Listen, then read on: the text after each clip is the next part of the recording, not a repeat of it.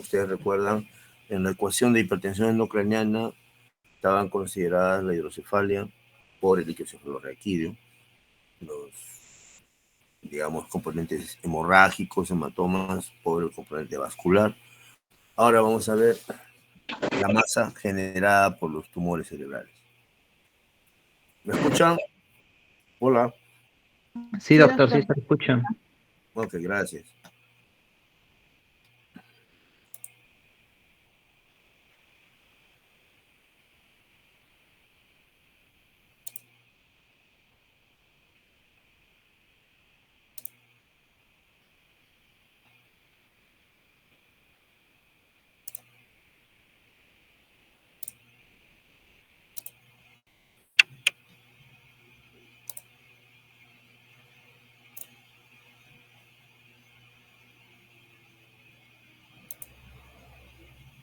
Bien. ¿Están viendo? Sí, doctor. Ok. Sí se ve, doctor. Empezamos. Entonces, vamos a ocuparnos de tumores supratentoriales. Siempre hay esa pregunta, ¿por qué a mí me sale un tumor? ¿Por qué me da un tumor? Esa pregunta ha tenido muchas suposiciones teóricas, ¿no? En este momento la que más digamos, validez tiene, la que más seguidores tiene, es la teoría de los oncogenes, una teoría elaborada por oncología, el cual nos parece bastante clásica y bastante creíble y lo que debemos saber, ¿no? Es lo que se plantea en estos momentos. ¿Cómo salen los tumores? ¿De qué nacen? Se supone que todos tenemos protooncogenes en nuestro mapa genético y de allí salen algunos protooncogenes, los cuales cuando se expresan inducen a la replicación celular, o sea, la célula se empieza a dividirse, a dividirse, a dividirse, o sea, esa carga genética se expresa y la célula empieza a dividirse, a multiplicarse. Pero para evitar eso, también existe en el mapa genético un inhibidor de esa replicación. ¿De acuerdo? Entonces, cuando el inhibidor es anulado, entonces empieza la replicación y aparece el tumor. Ahora, ¿qué cosas anulan al inhibidor de la replicación celular del oncogeno? Factores ambientales, factores químicos, radiación, una serie de factores que alteran esta replicación y entonces inducen o suprimen al gen supresor. O sea, un gen supresor lo sacan. Entonces empieza a dividirse y aparece el tumor. Y el tumor aparece pues de una manera brutal, ¿no? Se empieza a dividir, a dividir, a dividir, a dividir. Y entonces esa masa se llama tumor bulk. Entonces, ¿qué hacemos? Con tratamiento tradicional inducimos a la regresión tumoral eliminándolo en forma total, ¿no? Acudiendo a la reducción microquirúrgica, o sea, la extirpación microquirúrgica, apoyándonos en la radiación y en la quimio para terminar totalmente, pero cuando eso no se puede controlar más, o sea, el tumor empieza a regresionar, entonces hay una recurrencia tumoral y el tumor vuelve a crecer. ¿De acuerdo? Entonces, este crecimiento de tumor está estudiado hasta la saciedad en los últimos tiempos y realmente es lo que está pasando.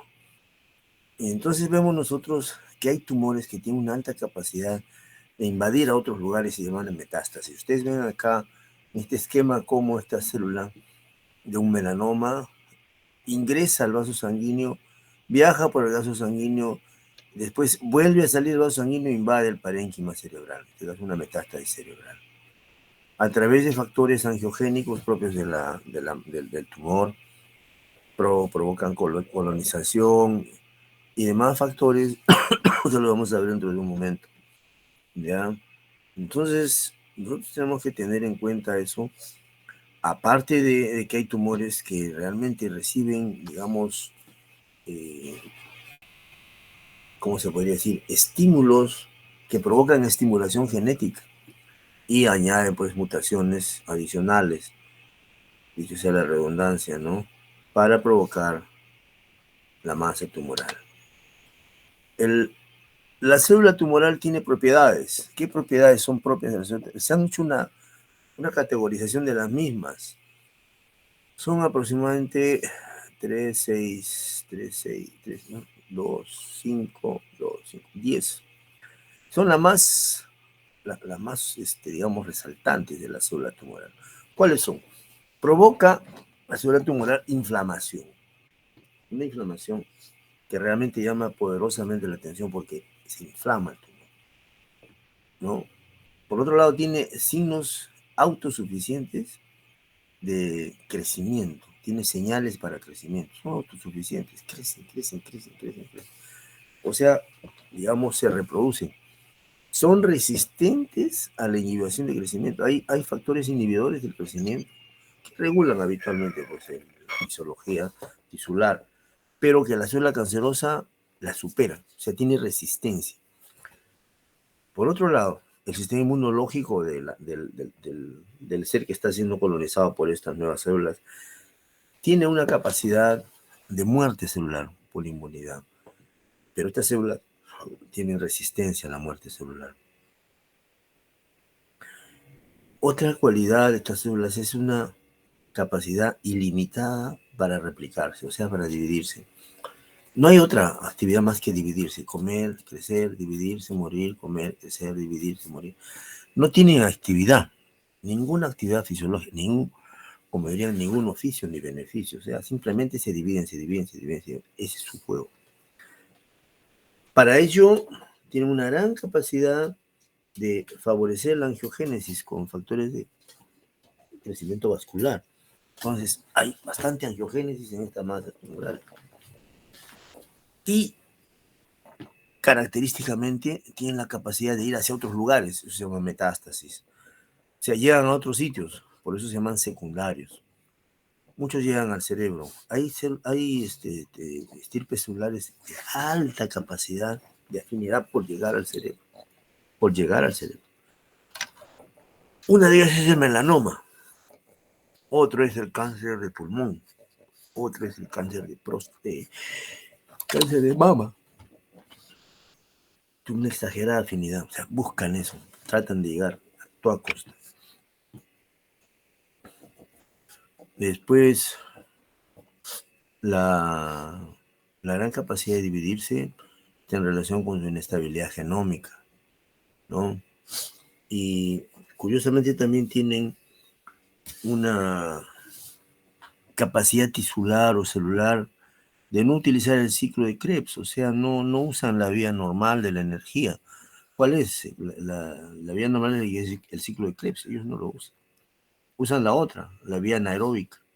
Estas células tienen una cualidad muy especial, utilizan la vía anaeróbica, o sea, la glucosa.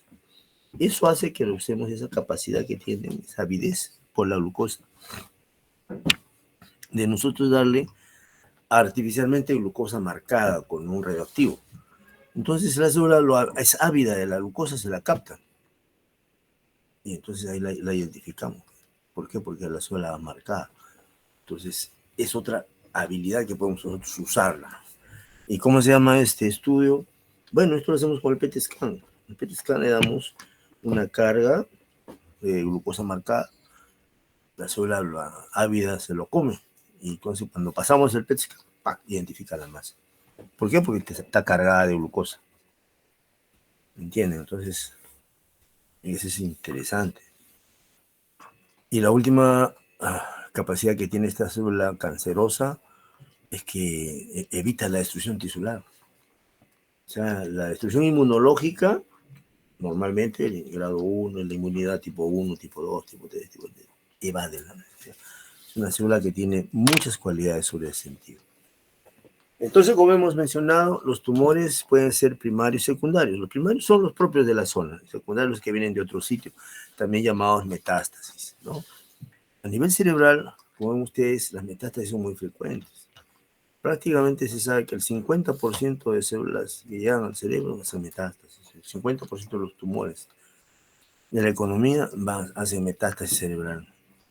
Hay otras neoplasias primarias, como son meningiomas, tumores de nervios, linfomas, tumores de la hipófisis, etc. Si no tomamos solamente los tumores primarios, vemos que las metástasis son secundarias, ya saben ustedes, primarias, la mayor cantidad son astrocitomas, los astrocitomas.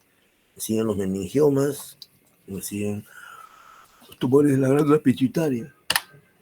Acá tenemos masas estudiadas, obviamente con mucho esmero, con resonancia y con tomografía, que es lo que no teníamos hace unos años. Actualmente sí hay una alta capacidad y bastante literatura para poder informarnos de cómo es la actividad tisular de la célula cancerosa y cómo se la ve en la tomografía o en la resonancia. Entonces, recapitulando, tumores primarios, digamos, son los que se originan en el cerebro. Estos pueden ser malignos o benignos y salen de las tres capas que tiene el embrión, pues del endodermo, el ectodermo, el mesodermo. Del ectodermo deriva básicamente todo lo que es la zona del sistema nervioso central. El astrocito, el oligo, el epéndimo, el mioncito, la glía, todos nacen de allí. Del mesénquima, o sea, de la parte media, vienen los células meningoteliales, vasos sanguíneos, pericitos. Esos son tres tumores clásicos. Tumores mesenquimales clásicos, ¿cuáles son?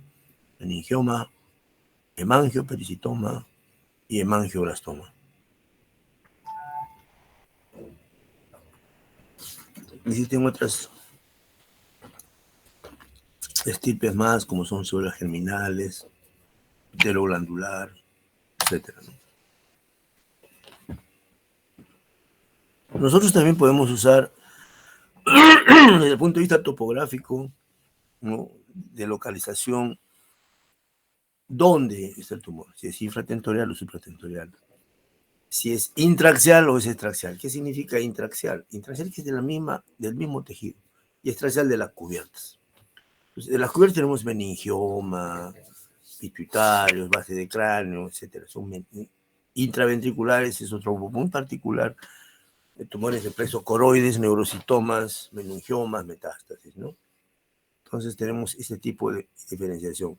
Intraxiales, extraxiales. Intraxiales básicamente son astrocitomas, oligos, son tumores propios. Pero hay algo más para entender bien a los tumores. ¿Cómo sabemos si el tumor es benigno o maligno? ¿Cómo lo graduamos? Lo graduamos por un acrónimo que se llama AMEN. El grado 1 o grado bajo tiene la A, que es anaplasia. ¿Qué significa? Que son células bien parecidas, que raramente se diseminan, y bueno, es posible sacarlas todas. Son muy parecidas. Solo son células que están empezando a diferenciarse, anaplasia. Grado 2, el tumor crece, pero ya hay mitosis, ya se está convirtiendo en tumores de grado alto y pueden recidivar, ya tienen anaplasia y mitosis, AM. Grado 3 tienen AME, que tienen anaplasia, mitosis y neovasos. O sea, tienen esa capacidad de avanzar hacia otros lugares, se diseminan. En los grados 4 son las de alto grado, las que se llaman AMEN. Tienen anaplasia, mitosis, neovasos y necrosis, porque son tumores que crecen y crecen y mueren, crecen, mueren, crecen, mueren. Entonces tiene áreas de células muertas por la gran capacidad de división que tiene, ¿ya? Y muchas veces esa capacidad de área muerta es interpretada como quiste y no lo es. Incluso se ha punzado muchas veces y no lo es. Los más graves o de alto grado son los grados 4. Grado 4. Son difíciles de curar. Y los grado 1 son los tumores, digamos, menos invasivos, son, digamos, de bajo grado. Entonces, viendo alguna epidemiología de los tumores, vemos que tiene una incidencia de 12 a 19 por cada 100.000. Hay su mortalidad, que es la tercera causa de muerte, ¿no? En cuanto epidemiológicamente hay algunas diferencias en los tumores del adulto y del niño. Básicamente, los tumores supratentoriales en el adulto son metástasis en los adultos y ancianos. En los niños son más bien craneofaringiomas, ¿no? Hay diferencias. Los infratemporales en el adulto básicamente son metástasis y la mama se ocupa en primer lugar, ¿no? Aquí una división grosera en cuanto a la localización en adultos y en niños. En adultos, la mayor cantidad son supratemporales y en niños son infratemporales. La metástasis es muy frecuente en el adulto, en cambio en el niño, el primario es el más frecuente. En los adultos, la gran mayoría son malignos, en cambio en los niños, la gran mayoría son benignos. Y en cuanto a la sobrevida, los que son tumores del adulto ya corta sobrevida, en cambio los niños tienen larga sobrevida. ¿Ya? Algo de clínica acá sobre tumores en la infancia y tumores del adulto, ¿no? En algunas localizaciones particulares, ¿no? Que tenemos que saber, tenerlas en cuenta.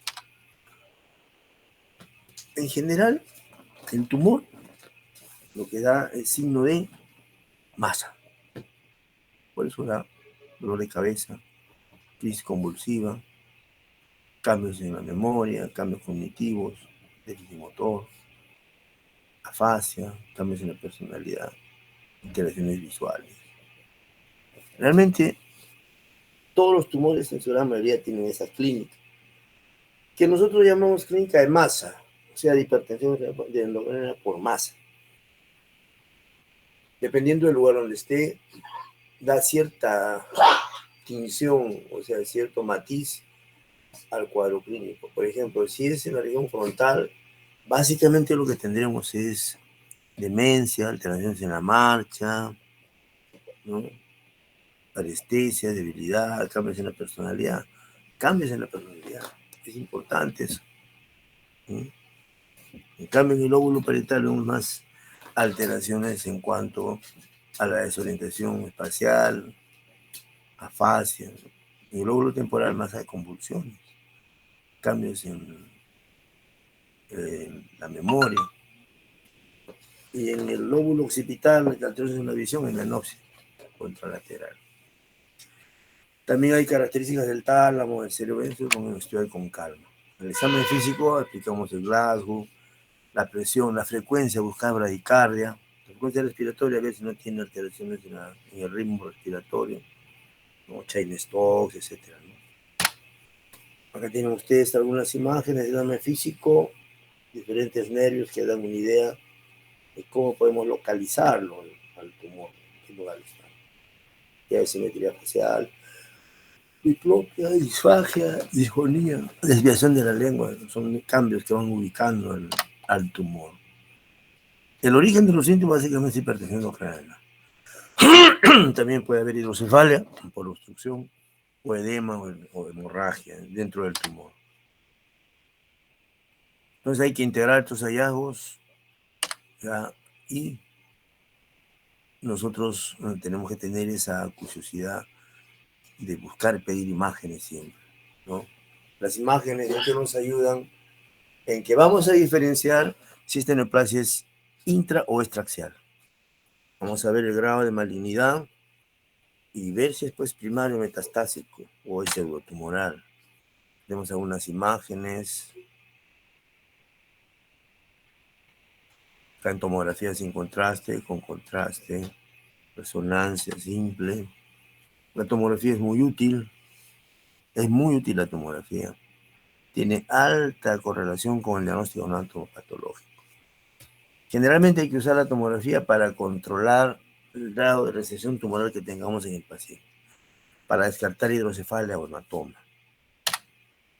En cambio, la resonancia es mucho más nítida, las imágenes. Estudiamos siempre los tumores con resonancia. Vemos la masa, el edema, la hemorragia, si es que hay, calcificaciones que hay o no, la vasculatura de ese tumor, o sea, nos ayuda bastante. ¿No? Lo usamos también como después de la radioterapia, a la resonancia. Una diferencia de resonancia con tomografía es que la tomografía trabaja con densidades. La resonancia trabaja con intensidades. El contraste de la tomografía es un iodado y el contraste de la resonancia se llama gadolino, que no es absolutamente nada iodado. Para el diagnóstico de los tumores incluso hacemos uso de la angioresonancia para ver cómo está la vasculatura con relación al tumor. También se ha dado últimamente, estamos trabajando con espectroscopía de resonancia magnética nuclear. Entonces, con esta espectroscopía nosotros vemos la masa y la cantidad de colina. Ustedes acá se ha hecho un dosaje en este cuadrilátero que se llama voxel. Y miren ustedes la cantidad de colina que tiene. Y es un indicativo muy alto de que ese paciente tiene un tumor maligno. Tumor maligno. Tumor maligno. Entonces acá otra vez la misma colina alta. Entonces la colina nos ayuda a sospechar si esa masa es maligna. Como ustedes acá, en un lado y en el contralateral. En el lado que tiene tumor, la colina está alta. En el contralateral no hay colina.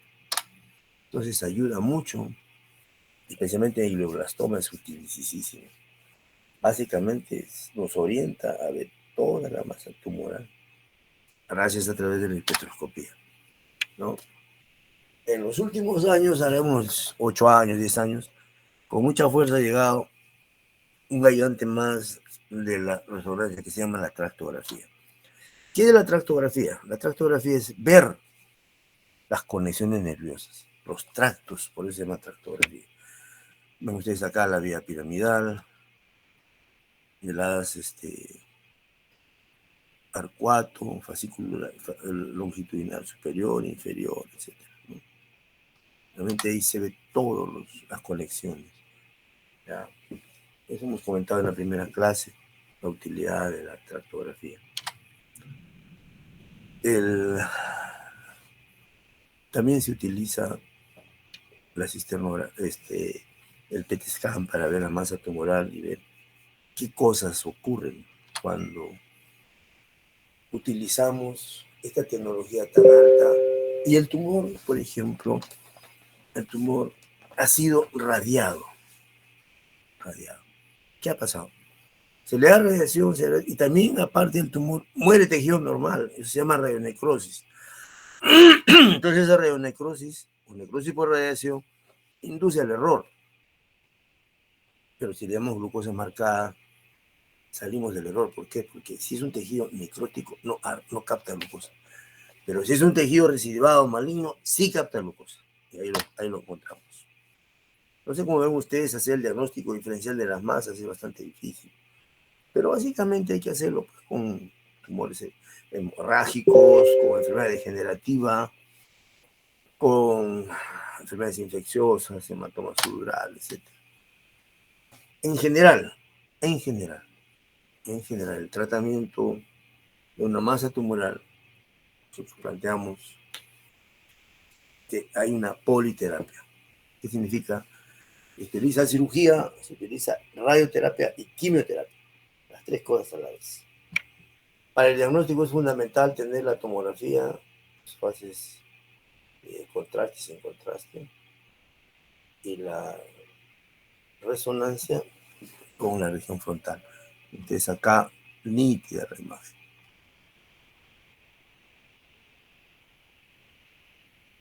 Y el tratamiento recomendado va a depender pues del tamaño, del tipo de tumor, de la velocidad de crecimiento del tumor, de dónde esté la ubicación del tumor y del estado general del paciente también. Ahora, nosotros ¿para qué operamos? Para tener tejido, para saber el diagnóstico histológico. Pero hay un principio. Debemos de sacar la máxima con masa tumoral sin dañar al paciente, conservando la función la mayor cantidad de tiempo posible. Obviamente eso nos va a ayudar a descomprimir por la masa. ¿Qué usamos? Microscopio. El microscopio, más o menos 30, 32 aumentos. Es bastante para sacar todo el tumor.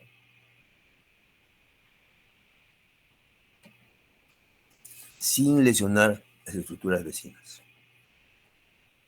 En algunas oportunidades usamos endoscopía. Tienen ustedes el endoscopio, el microscopio entero. También utilizamos estereotaxia. La estereotaxia para hacer una cirugía guiada. O usamos fluoresceína. ¿Para qué la fluoresceína? Para marcar el tumor. El tumor es sabio de fluoresceína. Entonces, si lo marcan, lo encontramos el tumor. Siempre cuando se trata de operar a las nobles hay que tener monitoreo neurofisiológico. Importante. Para la localización usamos neuronavegación, para la extirpación intraventricular, neuroendoscopio, incluso para ver calidad, la cantidad de masa que hemos sacado, utilizamos el endoscopio. Hacemos biopsias por estereotaxia, mapeo cerebral intraoperatorio, para hacer cirugía funcional. Entonces, la cirugía de la masa tumoral, debemos entenderla que es una cirugía emergente, urgente, diferida. Cualquiera de las tres. Hay casos en que el paciente está enclavando y hay que hacer cirugía emergente. Sacar toda la lesión, evitar la hidrocefalia y tener muestra. Pero lo que sí debemos saber que de ninguna manera la radioterapia o la quimioterapia se hacen por emergencia. No hay ningún régimen de emergencia para estos casos. No existe eso. Conserven la frialdad. Bueno, acá para recordarles la hipertensión endocrina, básicamente, pues cefalea, náusea, vómitos, edema de papila, masa, realmente masa. Si la masa está descompensando al paciente, presenta el síndrome de Cushing, o sea, hipertensión, bradicardia y depresión respiratoria, la parte final, ¿no? Donde el enfermo está vegetativo, agonizando, ¿no? Son cosas que hay que conocerlas. ¿De acuerdo?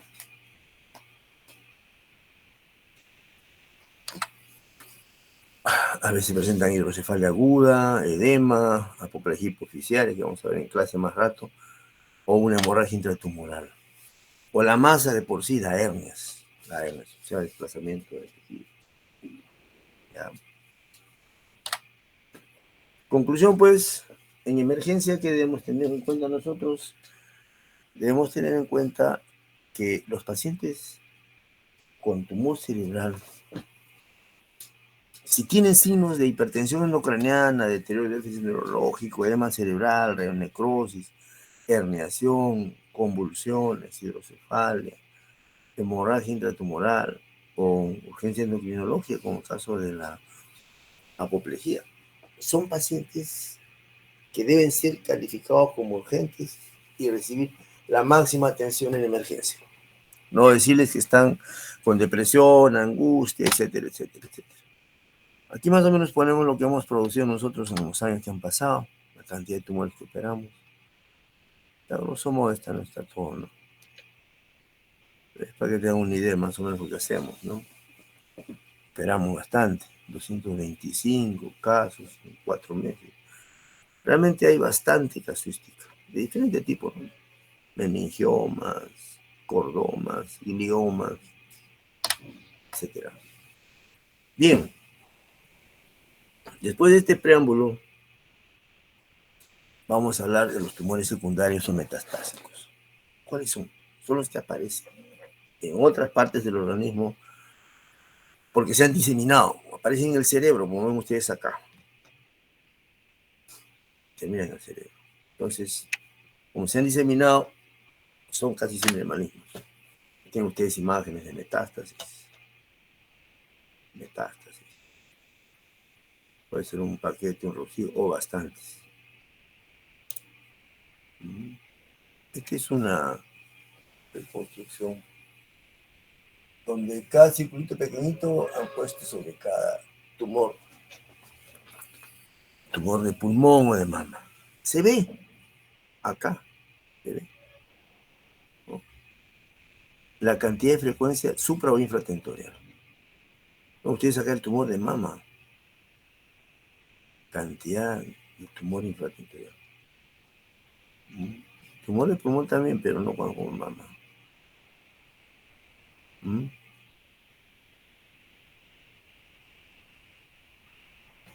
¿Qué les pareció eso? No lo han esperado. En fosa posterior el tumor más frecuente es mama. Mama. Tumores extraciales en otros sitios también hay. Entonces la metástasis puede ir al parénquima cerebral, a la dura madre, a la meninge, al cuero cabelludo también hay. Es rarísimo, ¿no? Pero hay. Desde el punto de vista epidemiológico, la metástasis es el tumor más frecuente. Está en aumento.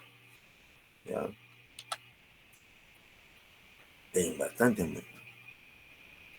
Las metástasis básicamente son al parénquima. Múltiples, la mitad. Solitarias, existe también una sola. Hay. En cuanto a la frecuencia del tumor, ¿cuál es la frecuencia mayor? Pulmón. Le sigue mama, sigue piel, o sea, melanoma, riñón, tracto gastrointestinal. En niños, lo más frecuente es la leucemia. En cuanto a pulmón, ven ustedes la cantidad de frecuencia que tiene, hasta el 60%. El 65% hacen metástasis cerebral. El 91% fallecen al año. Al año. Realmente es alto. ¿Cuánto a mama? Es más frecuente en mujeres. Si juntamos hombres y mujeres, más frecuentes, pulmón. Solo damas, mama. Se encuentra más o menos hasta un 30% de metástasis en pulmón más frecuente. El cáncer de mama metastásico, más o menos, se presenta en la tercera parte de los pacientes. En el 30%. Las metástasis dan clínica, de acuerdo a dónde van. Si van al lóbulo frontal, por ejemplo, la región anterior, van a dar convulsiones, debilidad, cambios en la personalidad, disfasia, cefalea, vértigo, etc. Ya tienen ustedes por porcentaje las distintas formas de presentación en las distintas áreas. En tronco cerebral, en cerebelo, por ejemplo, el más frecuente es la ataxia, marcha descoordinada, ¿no? El vértigo más es en tronco cefálico. Y así. Las imágenes de tumor metastásico, único o múltiple. Ahora, algunas consideraciones generales para operar una metástasis. Se ha tratado de digamos, diseñar una forma de que solo se pueden operar tumores en ese tipo. Entonces se llega a la conclusión, por ejemplo, que los pacientes con espina 4. Ojo, acuérdense eso. Índice de Karnofsky, edad. Índice de Karnofsky, edad. Si tiene más de 65 años o 70 años, como decimos nosotros en el servicio, es bien difícil operar. Tiene mucho en contra. Si tiene un Karnofsky menos de 70, igual. Pero ¿qué cosa es eso? ¿Qué es el Karnofsky? El índice de Karnofsky es la capacidad de independencia de una persona. De independencia de una persona. Entonces, un Karnofsky 70 es una persona que hace sus cosas solo. Un Karnofsky más bajo, tiene que peinarlo, tiene que vestirlo, tiene que darle de comer, está dependiente del señor. Eso es lo que significa, ¿ya? En el fondo, lo que tenemos que hacer es evaluar la forma individual a cada paciente. Y básicamente lo que se consigue es no negar pues una cirugía, ¿no? Por un factor, etc. ¿no? Ya tienen ustedes forma de sacar esos tumores únicos en forma global, de salir todo. Tienen una imagen de una metástasis prefrontal a la altura del arco ciliar. Permitió evaluar todito, sacarlo todo. Tienen ustedes la incisión y lo que queda, ya nada. Otras metástasis, áreas de metástasis con seguimiento de electrodos. Y bien, ahora vamos a hablar, ya hemos hablado de las metástasis. Ahora vamos a hablar de un tumor extraxial por excelencia, el meningioma. Ustedes acá imágenes de meningioma, tremendas masas que captan contraste. Cuando se pone contraste, se pintan. ¿Por qué se pintan? Porque tienen gran vascularidad y a ella llega eritrocitos, y los eritrocitos tienen grupo M. Los eritrocitos tienen eritropoyetina, tienen fierro. Y el fierro es hiperdenso. Entonces, el meningioma se ve blanco, bien denso, cuando se le coloca contraste, ¿no? Entonces, una forma de ver al meningioma. Ven ustedes la vascularidad del meningioma profunda. Tiene nutrientes infratentoriales y supratentoriales. Hay que conocerlos de memoria para atacarlos primero, de vascularizar el meningioma y sacarlo sin que nos sangre demasiado. Ese es el objetivo. Más meningiomas frontales, bilaterales, unilaterales. El meningioma se presenta más o menos en 6 por 100.000 personas. La gran mayoría son benignos. Digamos casi un 92%. Atípicos del 2 al 8% y del 1 al 3% son malignos. Y bien malignos. Crecen rápido. Bien rápido. Se encuentra en toda la población, más o menos en cerca del 1%. El meningioma aumenta con la edad, después de la quinta década de la vida.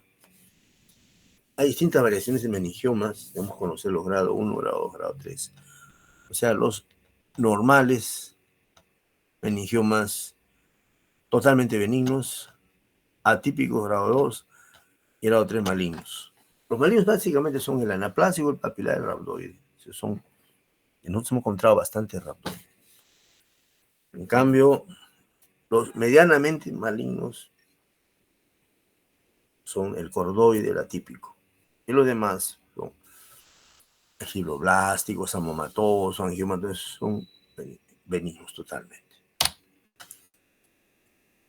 ¿Cómo se identifica o qué cuadro clínico trae el meningioma?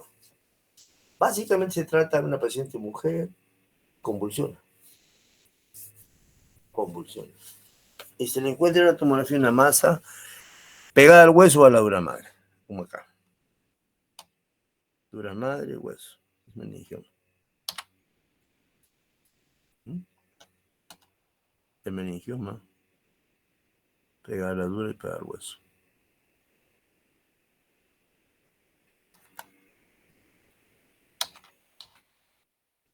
Más meningiomas. Este meningioma es de la hoz del cerebro, la línea media. ¿Dónde no hay meningioma? Bien difícil, en todo sitio. En todo sitio hay meningioma. Pero por la forma que tiene el meningioma podemos sospechar si tiene posibilidades de recidivar. Un meningioma que tiene una forma totalmente semicircular, como la primera que vemos ahí, se sacó y nunca más regresó.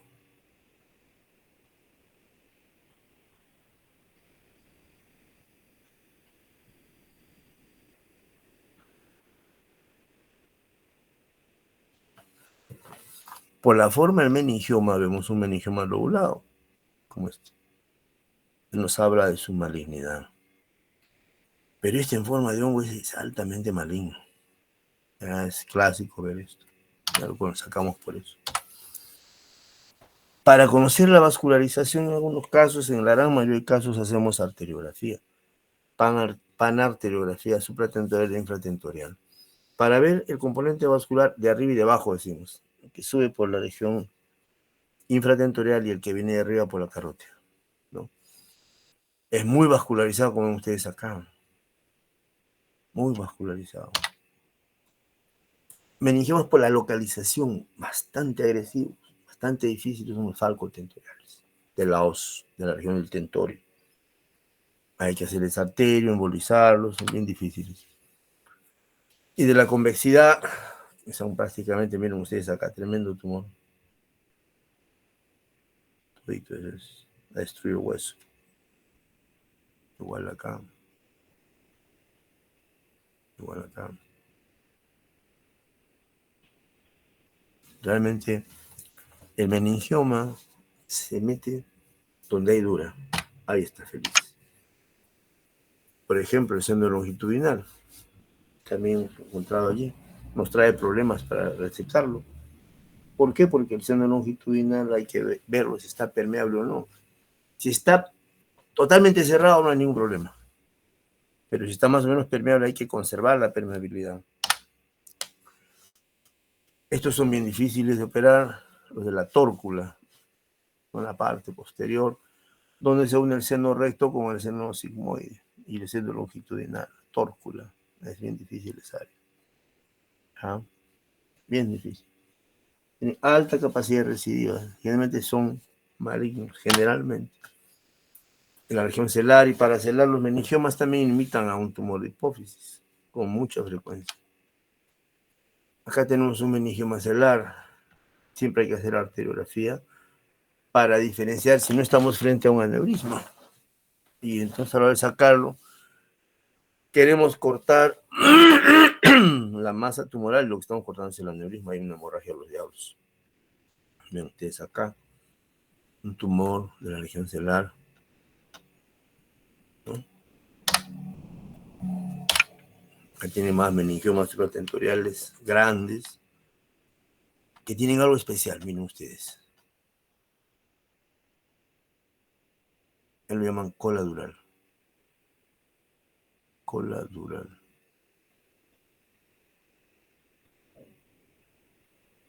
La cola dural. Acá tienen cola dural. Acá tienen ustedes un meningioma en sala, o sea, planificado para retirarlo. Y encontramos, hacemos su plaqueta con hoyo de trépano, retiramos la plaqueta, vemos la dura madre comprometida por el tumor, tenemos que sacar a la dura que enferma, sale con el tumor, hasta el tumor, es la zona, digamos, que tenemos que con mucha calma separar en la región del aracnoides, porque tienen una especie de cápsula totalmente separada del parénquima cerebral. Está retirando el tumor, ya queda prácticamente el lecho tumoral, se hace hemostasia cuidadosa con bastante Surgicel para evitar que sangre. Se repone la plaqueta, se le pone generalmente duramadre, se pone duramadre artificial. ¿Pero de cuál? Básicamente usamos nosotros duramadre artificial de urea. ¿Ya? Urea liofilizada, saca una duramadre muy bonita, poliuretano, o sea. Entonces, esta duramadre no es infiltrada por ningún tumor, entonces tiene esa ventaja de que ya no se vuelve a infiltrar y hay que hacerle un sedimento total watertight, o sea, prueba de agua. ¿Para qué? Para que no haya fístula. ¿No tienen ustedes acá este meningioma gigante operado? Miren ustedes cómo se reduce y sale todo. Con éxito, se ha operado todo. Entonces, ahí viene un problema. ¿Por qué reduce? ¿Por qué vuelve a crecer un meningioma? El meningioma vuelve a crecer. Uno, porque no supimos ver con las imágenes que teníamos toda la extensión tumoral. Dos, porque de repente en sala hubo pues una hemorragia brutal, entonces fue un término prematuro, se quedó tumor. ¿No? O porque hay estructuras pues, vasculares bastante importantes como la carótida, el tálamo, áreas realmente importantes, muy nobles que si uno las toca las malogra, ¿no? Para ver que se ha sacado todo el tumor. El meningioma es uno de los tumores que más operamos, más frecuentes, pero que hay que sacarlo todo. Absolutamente todo, no dejar nada. Para eso se inventó la clasificación de Simpson. Simpson es un cirujano australiano. Este cirujano dijo, Simpson 0, que no está acá. Se saca todo, macroscópicamente. Una gross total resection, o sea, sacar absolutamente, groseramente todo. Cortar duras seno hueso, por lo menos hasta 2 centímetros de borde libre de tumor, de la inserción del tumor. 2 centímetros. 1, solamente resección macroscópica, sacar una madre, seno para nacer está comprometido, hueso, pero no con esa exigencia de 2 centímetros. 2, cuando no se puede sacar la dura y se la coagula nada más, se coagula, creyendo que una mataba todo. No debe hacerse eso. Ese es grado 3. Y la grado 4 es una resección subtotal, o sea, saca y queda un pedazo. No se puede sacar todo. Esa es resección Simpson grado 4. Ojo, todos los cirujanos tienen la parte en el alma, en su ego, de decir, le saqué todo el tumor, Simpson 0. O sea, no deje nada. Absolutamente nada, para que nunca más vuelva a crecer. Y el Simpson más malo, pues, la biopsia. O sea, Simpson 5. Y hay colegas que hacen solo biopsia. Entonces, tienen que entrenarse más para evitar hacer biopsias. ¿De acuerdo? ¿Alguna pregunta sobre el tema? Hemos tratado tumores en general, tumores metastásicos y meningiomas. ¿Alguna pregunta?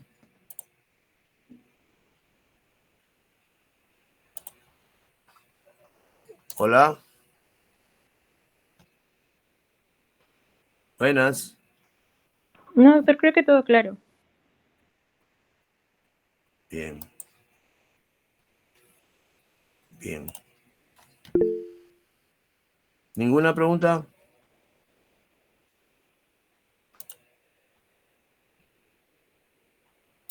Todo claro, doctor.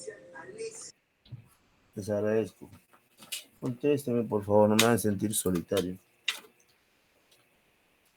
Ok. Nos vamos por la segunda parte. Hemos visto generalidades de tumores, tumores metastásicos, generalmente todos son malignos. Meningiomas, benignos, casi un 92% benignos. Hay malignos que según las últimas estadísticas han crecido más. Hay más malignos. Bien, ahora vamos a ver la segunda parte, donde vamos a tratar sobre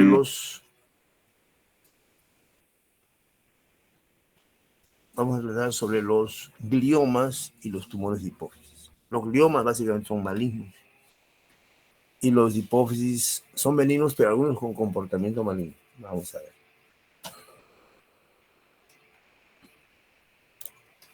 Bien.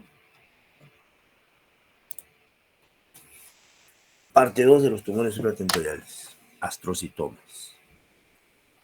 Los astrocitomas son células que derivan de las células gliales, las cuales se van a diferenciar en oligodendrocitos, astrocitos, que son prácticamente lo que, digamos, son como el muelle, o sea, como acompañan a la neurona, ¿no? Amortiguan, sirven como amortiguadores, ¿sí? Pero en realidad lo que sirven es para nutrición, ¿no? O sea, tienen sus utilidades específicas, que son el oligo, el astrocito, el oligo astrocito. Aló, dime. Escúchame, estoy con una clase, te escucho.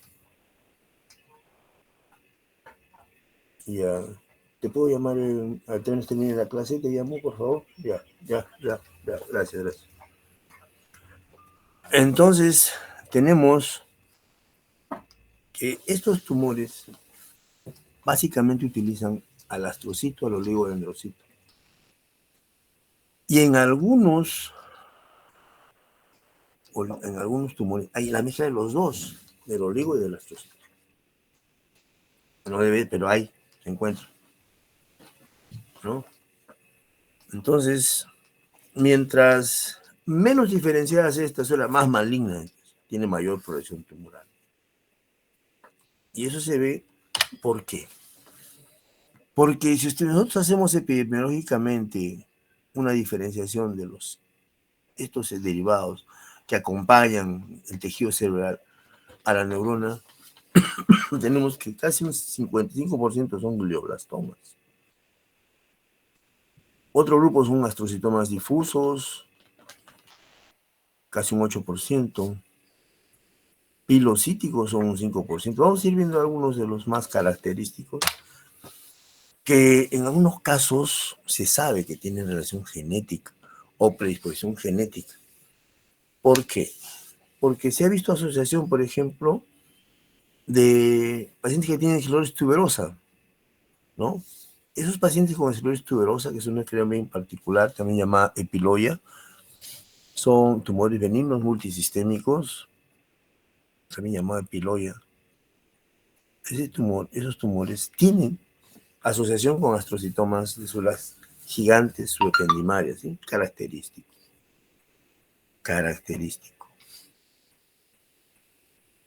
Igual son algunos tumores como el síndrome de Turcot, el síndrome de Gorlin, el Li-Fraumeni también, y en relación con gliomas.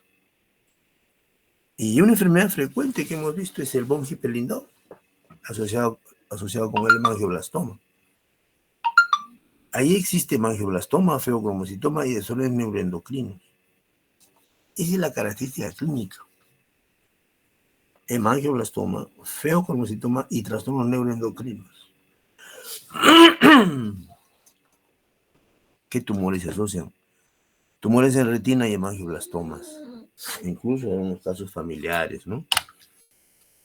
Desde el punto de vista fisiopatológico es necesario recordar qué cosas. Que la célula tumoral que es glioblastoma favorece la angiogénesis. Tiene esa, digamos, esa capacidad de inducir la angiogénesis. También tiene la capacidad de proliferar, o sea, dividirse. Una sobreexpresión para dividirse. Otra capacidad que tiene es la invadir, o sea, entrar al parénquima, invadir. Tiene adhesinas, o sea, células que se pegan a la célula endotelial, migran, ¿no? Y son inmunes al ataque y crecen. Entonces tienen una capacidad alta de supervivencia, como dice acá, y evitan la apoptosis, o sea, evitan la muerte. Este potencial hace pues de que la célula de glioblastoma sea muy agresiva, sea bastante agresiva. Tiene mucha angiogénesis, proliferación celular, que da el efecto de masa. O sea, como crece, va a la masa. Entonces esto determina, esta masa determina cómo Carrot se divide, que aumenta la colina en la espectroscopía que nosotros usamos. Y su capacidad de invasión, pues, hace que nosotros lo veamos en el FLAIR, con bastante, el FLAIR de la resonancia, ¿no? Con bastante capacidad. Y por otro lado también, estas células que tienen gran supervivencia, pero mueren, ¿no? Pero viven, hacen lechos de células muertas. Esa es la capacidad necrótica que tienen. Son bastante especiales estas células del astrocitoma. Hay una nueva clasificación de los mismos, como grado 4 y grado 3, son los que nos interesan, son los que son malignos. En general, el 1, 2 son de bajo grado. 3, 4 son los de alto grado. Y vamos a ver las características que tienen ellos. Especialmente los 4 son los más malignos. Ven ustedes, al glioma difuso de la línea media, el H3K27M. Este H3K27M es generalmente de gente muy joven, tiene 10 años, 12 años de edad. Es bastante duro ver una criatura de esa edad con un glioma en la cabeza. Y el glioma frecuente es el H3K27M, también llamado glioma difuso de la línea media.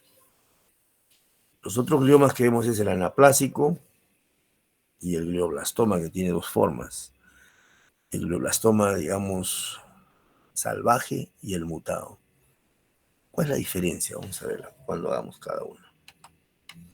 Tenemos un esquema general de crecimiento y cómo se han ido dividiendo y clasificando los tumores.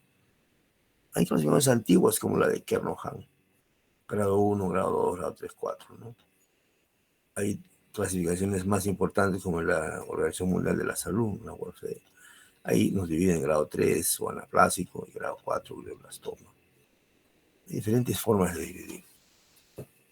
Por otro lado, es importante que sepamos que el glioblastoma tiene dos formas de presentación. Son glioblastomas, pero son dos formas.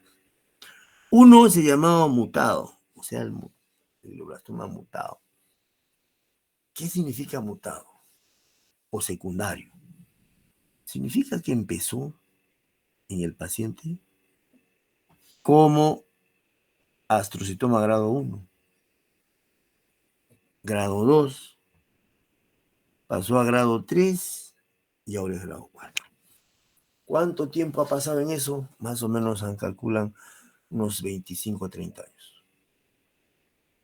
O sea, en ese tiempo ese paciente empezó con astrocitoma grado 1, pasó a grado 2, pasó a grado 3. Ese se ha ido mutando y ahora es grado 4. Y muere el paciente. Eso se ve. Gente joven de 25 o 30 años que tiene una convulsión. Hacen el estudio y le informan, tiene una manchita en la tomografía, esa manchita es un glioma, un astrocitoma de bajo grado, que después va a ser mutado y termina siendo un glioblastoma multiforme. Es mutado.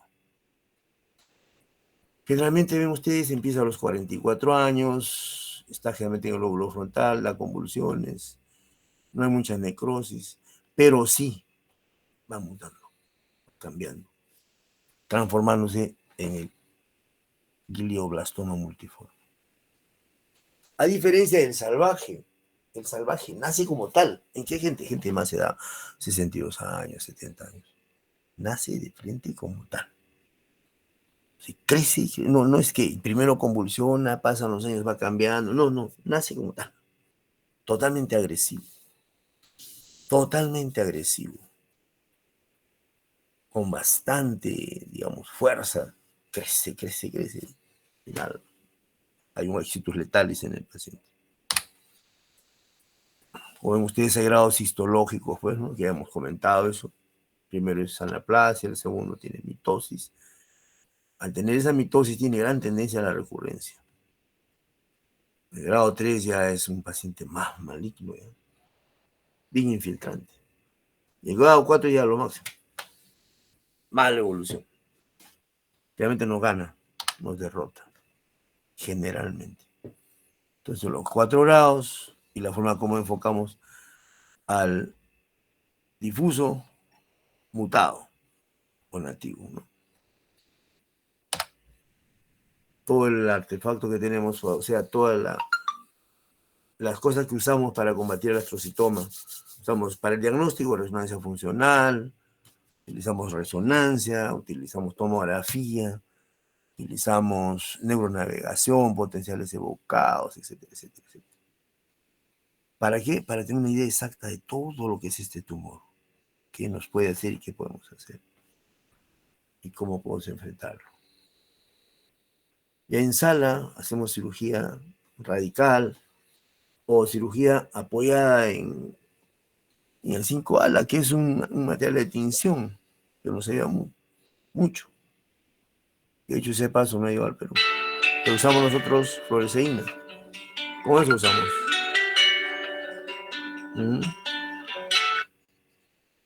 Fluoresceína. Bien, vamos a hablar del grado 1. El grado 1 es muy común entre los niños. Benigno, como ven ustedes, porque es grado 1. Es el glioma pediátrico más común. Hay muchos niños operados de este tipo de tumor, están curados. Pero es porque se hace una recesión radical, brutal. Generalmente se ubican en el cerebelo, generalmente. Ya lo diga. Sí, ¿quién habla?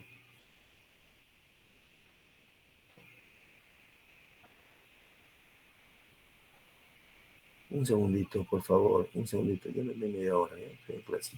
O yo la voy a llamar. Entonces, estos tumores mejoran muy bien con una resección radical. Está asociado ustedes a la neurofibromatosis grado 1. ¿Ya? No se olviden de eso, el pilocítico. ¿Ya? El problema es que crece y hace efecto de masa, como ven ustedes acá. Ven ustedes la masa. ¿Y qué tiene? Agua. Tiene quiste y un nódulo mural. Quiste, nódulo mural. Nódulo mural y quiste. ¿Ya? Nódulo mural y quiste. Es su característica del pilocítico. Acá está más claro, bien representado, pues, ¿no? Todo el tumor, el quiste y el nódulo mural. ¿Ya? Entonces, eso es el pilocítico. Que hay que sacarlo todo, y el paciente mejor. La segunda forma de astrocitomas de bajo grado, grado 1, es el subependimario. Se ve básicamente asociado a la esclerosis tuberosa casi 66%. Es poco común, pero generalmente ayuda a pensar en él porque está en el foramen de Monro y da hidrocefalia y convulsiones. Es el astrocitoma subependimario. Se saca todo. Todo. Ustedes acá. Aquí se usa mucho endoscopía. Con endoscopía sale todo. Ya nada, ¿no? Estas imágenes son características para en el futuro verlas y decir, es un astrocitoma subependimario. Es un tipo de glioma, el angiocéntrico es muy raro, se ve en niños y adultos, generalmente da convulsiones. También hay que sacarlo todo. Todo. ¿Ah? Es ahí, toda la masa. Eso fue el 1. Ahora vamos al astrocitoma grado 2. El grado 2 ya es un poco más agresivo. Aquí tenemos el pilomixoide, un poco común, pero es agresivo. El pronóstico es malo. Este ya tiene colina alta. Entonces este ya es más agresivo. ¿Ya? El difuso son astrocitomas, antes se llamaba astrocitoma fibrilar. Es frecuente en gente joven de 35 años. Este es el que le dicen es una manchita. Es una manchita. Da convulsiones. Por eso cuando un joven convulsiona, busquen hasta que lo encuentren al astrocitoma llamado fibrilar. Es posible la resección y radioterapia y curarlo. O sea, es posible hacerlo. No dejarlo a su cuenta porque este va a seguir creciendo y se va a transformarse después en grado 4. Este es el que se llama mutado. ¿De acuerdo? Están algunas imágenes características de este tipo de astrocitoma grado 2. Ven ustedes el tejido, indiferente, la fosa posterior, la región supratentorial. De grado 3 ya es más agresivo. Es anaplásico ya totalmente. Anaplásico totalmente. Este ya está mutado, ya te das fuerte.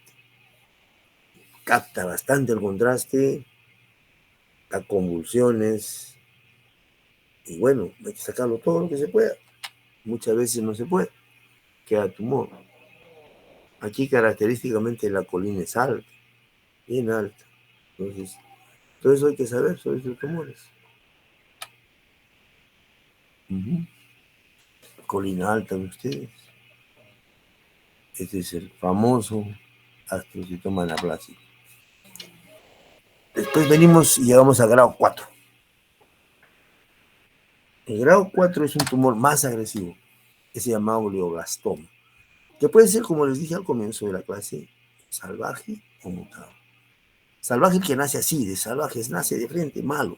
En cambio, el mutado empezó como astrocitoma de bajo grado, pasó de 1 a 2, de 2 a 3, de 3 a 4, y ahora es 4. Es muy común. Se disemina por todo lado, se pasa al otro lado, a veces es bilateral, se camina por los axones, Este es un tumor bien maligno, bien maligno. Ya tienen ustedes mutado y salvaje.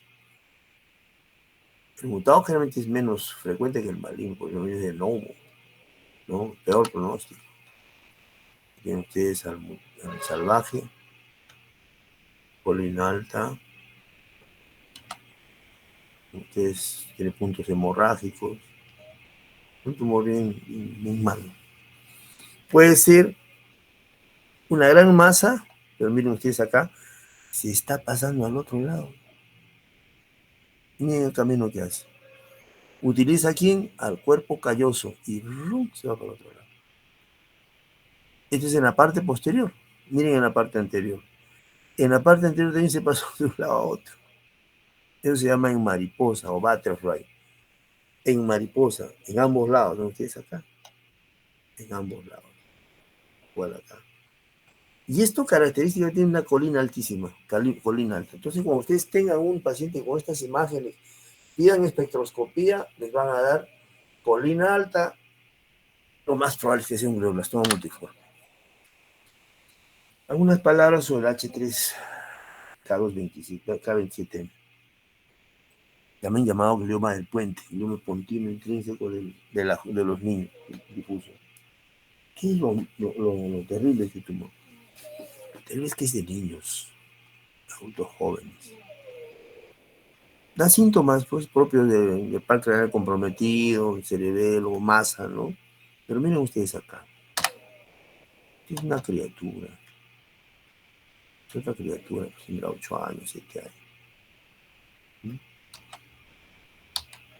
Ven ustedes esa carita, que tiene muchos dientes todavía. El tronco encefálico. El tronco encefálico. ¿Ven? El tronco encefálico. Generalmente se dice que hay que tener la anatomía patológica para dar la radioterapia a estos pacientes. Este caso es una excepción. Yo he asistido a unas 15 juntas médicas de gente joven como él. Hemos estado el radiólogo, el oncólogo, el radioterapeuta, todo el equipo de salud, pues todos los comprometidos con este tipo de tumores, para firmar un acta y permitir que se le dé radioterapia sin cirugía. Cosa que no hacemos en casi ningún tumor, solo acá. Permitir la radioterapia. Previa junta médica, sin cirugía. Solo por tratarse de gente tan joven, que se beneficia. Hay otros lugares del mundo donde lo están operando. Hace un ingreso por acá, ¿sí? Miren ustedes. Hace un hoyo de trépano y ingresa material para operar así. Acá. Es bastante, ¿no? Nosotros damos radioterapia y queremos ayudar a cierta gente. El pronóstico, pues, un poco malo, no es tan bueno. Y este es otro caso que se llama gliomatosis cerebri, cuando el tumor se disemina por todo lado. Por todo lado. No es frecuente. Entonces acá, imágenes de glioblastoma multiforme, como se ve en sala, se le ha hecho su tensión al hueso para hacer la craneotomía, se hace la craneotomía, se encuentra la dura madre, se abre y se la zona tumoral, se encuentra el tumor allí, se hace la resección, se coloca fluoresceína para ver si ha quedado algo más, sale todo el tumor, se hace hemostasia, se cierra por plano, pone su craneotomía. Unas palabras sobre el oligo. El oligo es el tumor característico que se presenta como células que se llama huevo frito. Tienen esa forma, el huevo frito. Tiene bastante agresividad, pero crece lentamente, da muchas convulsiones el oligo. Muchas convulsiones. Es bastante anaplásico. Es la masa del oligo. No tengo la célula en huevo frito. En general, para los gliomas malignos, sea astrocitomas, oligodendroglioma, microglioma, esos tumores, ¿cómo se tratan? Se tratan con resección quirúrgica máxima. Resección quirúrgica máxima. Resección quirúrgica máxima. Anaplásicos y gliomas. Todo.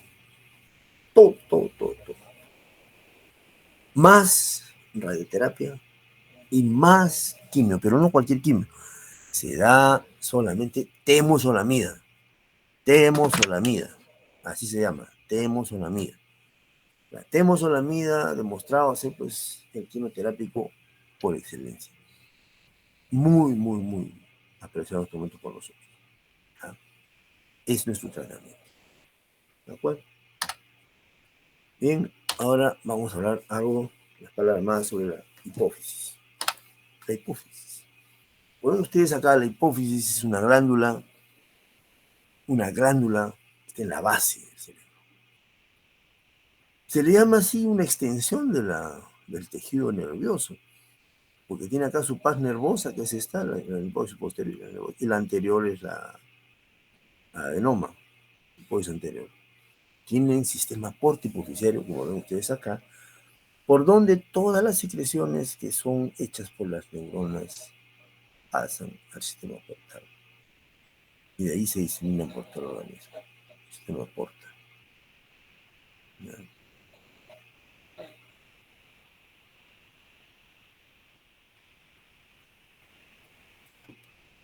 La glándula pituitaria tiene algunas relaciones particulares.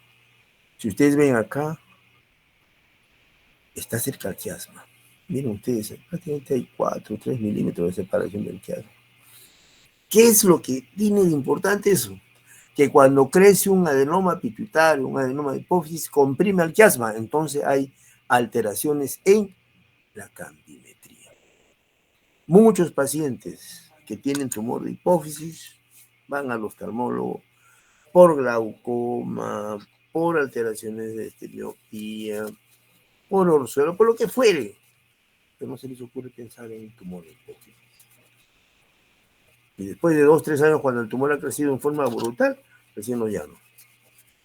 Porque nunca pensaron en que puede hacer. Cualquier alteración visual tiene que estudiarse a la hipófisis. Por la cercanía, ¿no? Ustedes acá está el quiasma, está la hipófisis. ¿De acuerdo? Bien. ¿Y qué tumor nos da la hipófisis? Nos da pues el prolactinoma, la acromegalia o por la glándula la hormona de crecimiento. Y el córtico trófico por el cortisol nos da la enfermedad de Cushing. Vamos a ver unas palabras sobre la patología. ¿Hay metástasis? Sí. Hay, no les olviden. Nosotros hemos visto metástasis de cáncer de testículo. Seminoma. Hay. Y su cuadro clínico característico es diabetes insípida. Orina y orina y orina y orina. Hacemos el estudio y ¡pum! Aparece la metástasis. Es frecuente. Este es un macroadenoma, o sea, el tumor crece. De ser pequeña la glándula de 8 o 10 milímetros, crece. Y si crece, miren lo que ha hecho. Destruye el piso. Entonces este es un tumor de comportamiento maligno. Está destruyendo a los cornetes, está metiéndose al CAU. Es un tumor destructivo hacia abajo. También lo hay hacia arriba. Este hacia abajo. Eso es lo que se llaman macroadenomas. Hacia arriba comprimen al quiasma, como acá, por ejemplo, tiene plano al quiasma estirado. Lo tiene estirado plano.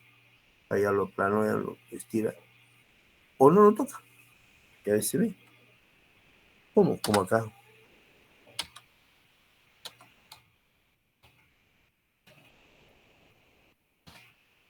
Como acá.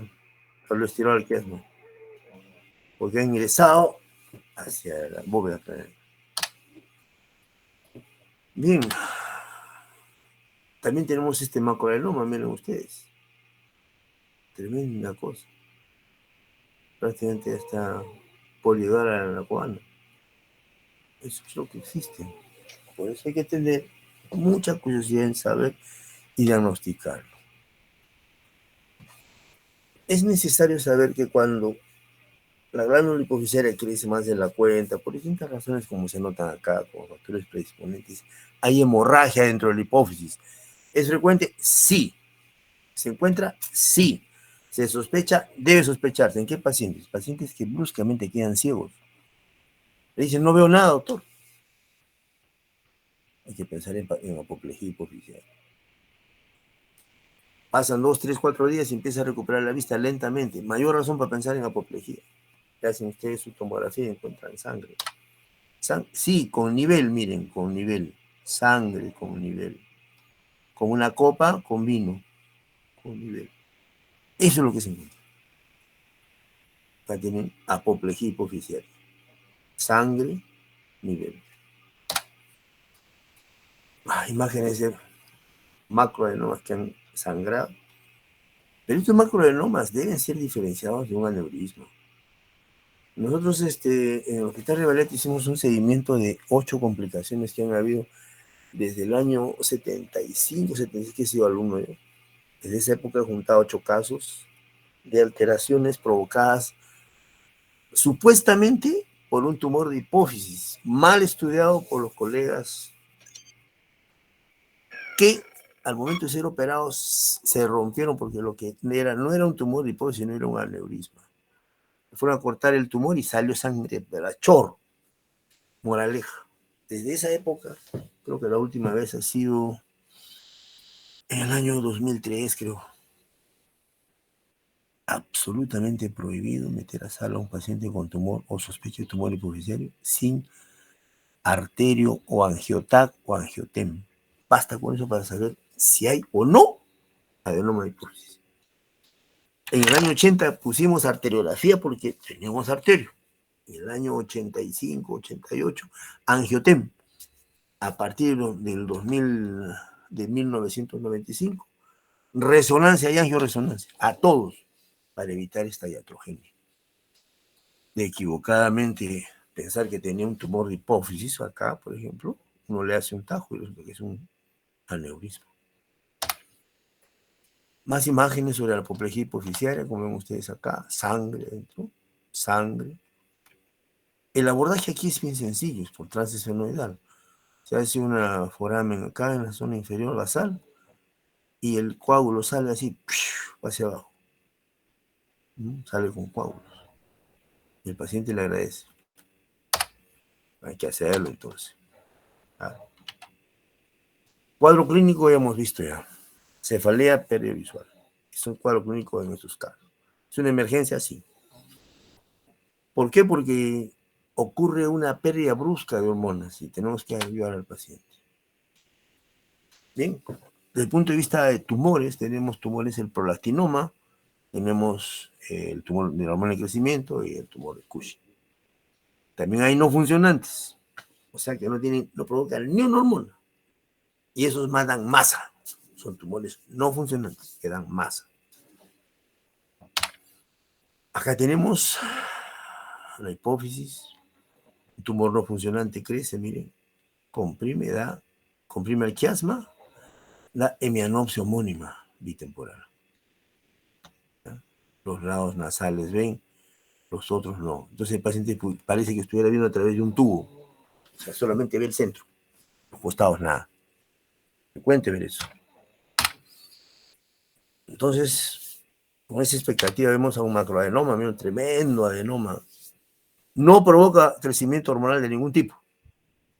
Solo es masa. Actúa en forma destructiva. Igual, masas que van hacia el cabo. Ustedes acá están en la boca ya prácticamente. O se van hacia arriba, como acá. Ya está cerca del cuerpo calloso. Esos son tumores silenciosos. No dicen nada. Crecen, dan masa y destruyen la base del cráneo. A diferencia del tumor que secreta prolactina, que es el llamado prolactinoma, se caracteriza por dar hipopituitarismo, alteración en campo de iones por crecimiento, amenorrea, galactorrea, en fin, alteraciones que en este momento, tal como están las cosas, no se operan. No se operan. Hace muchos años operamos, ahora no. ¿Por qué? Porque ahora se le da bromocriptina y el paciente mejora. Con cabergolina se reduce la masa. Esta tremenda masa se deshace, se reduce con cabergolina. Entonces ya no entramos a operar. Entonces se difiere la cirugía porque es como que se funda el motor en prolactinoma. En acromegalia, la diferencia de la acromegalia cuando crece por exceso de hormona de crecimiento. Si es un joven, le da gigantismo, si es un adulto le da pues acromegalia, ¿no? Tiene un caso de un gigante, miren ustedes, en nuestro Perú, en Cusco. Acá vienen al famoso Chambi, el fotógrafo, con un ejemplar andino gigantesco. O acá Cushing con un tremendo adenoma, productor de hormona de crecimiento. ¿Qué es lo que trae este problema? El exceso de creación de hormona de crecimiento no solo es crecimiento, no solamente que se crece, le crecen las manos, los pies, etcétera, la faz, la cara, no. También le crece el corazón, las vísceras, también tiene diabetes, hipertensión, somnolencia, diabetes mellitus. En general es una desgracia tener acromegalia, es la mayor desgracia. Por eso nosotros damos prioridad a los pacientes con acromegalia para que se operen de inmediato y poder resolverles todos estos efectos tumorales, locales y sistémicos.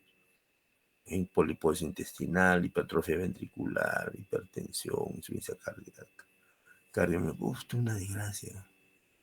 Pobre hombre, una desgracia. Visceromegalia, le crece el próstata, el riñón, el hígado, todo crece. Tratamiento, cirugía. Microcirugía, volvía transesfenoidal, sacar todo, y a veces hay recurrencia, pues hay que dar radioterapia. En cuanto al Cushing, la enfermedad de Cushing es por crecimiento y secreción, obviamente, crecimiento de las glándulas relacionadas con la secreción de cortisol. Los pacientes también son una tragedia. Empiezan a engordar. Tienen obesidad centrípeta, tienen las manos y los pies delgaditos, chiquitos, y el cuerpo es inmenso, grande, ¿no? Tienen hipertensión. Son pacientes muy lábiles, muy tensos. Ustedes la gordita, gordura centrípeta y sus manos flaquitas, pies y manos finas, estrías, facies de luna llena. Realmente, a veces no se puede conseguir saber en qué lado está más el tumor. Entonces se le hace un cateterismo. Nosotros hemos hecho mucho cateterismo de seno petroso inferior. Entonces, si está más cargado de hormona el derecho, significa que el tumor está tirado para el lado derecho, al momento de la cirugía, ¿no? Esto en el seno petroso se cateteriza y se saca muestras. Entonces, si acá está más cargado de hormonas, es porque acá está el adenoma. Y ahí buscamos más. Porque es chiquitito. El tumor de es chiquitito. Muchas veces recidiva. Es pequeñito. Hay que sacarlo con mucha concentración. El tratamiento, pues, para estos casos es, en estos momentos, quirúrgico a vía transesfenoidal, básicamente, ¿no? Unos ejemplos de vía transesfenoidal, cómo sacar esta bolita de microadenoma por Cushing. Transesfenoidal, ustedes acá, se abre la parte de la base de la dura, se limpia el tumor, se hace hemostasia y se cierra. Hay otros abordajes supratentoriales que permiten ir por arriba. Pero básicamente en estos momentos en cirugía de hipófisis el abordaje es puramente transesfenoidal. Gracias. ¿Alguna pregunta?